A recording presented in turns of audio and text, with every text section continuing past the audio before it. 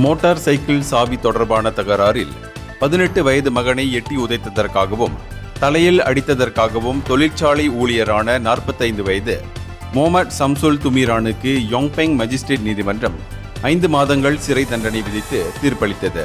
குற்றம் சாட்டப்பட்டவர் இதற்கு முன்பதாக புதிய கார் வாங்குவதற்கு தனது மனைவியிடம் 800 ரிங்கிட் கேட்ட நிலையில் அவர் பணம் கொடுக்க மறுத்ததால் அவரை அடித்தது மட்டுமல்லாமல் கொலை செய்ய போவதாகவும் மிரட்டியதற்காக 7 மாதம் சிறை தண்டனையை கழித்துவிட்டு வீடு திரும்பி ஓரிரு நாட்களே ஆன நிலையில் இச்சம்பவம் நிகழ்ந்துள்ளது. ஜூலை 5ஆம் தேதி மதியம் 1 மணி அளவில் இவர் இந்த குற்றத்தை புரிந்ததற்காக ஜூலை 6ஆம் தேதி கைது செய்யப்பட்டார்.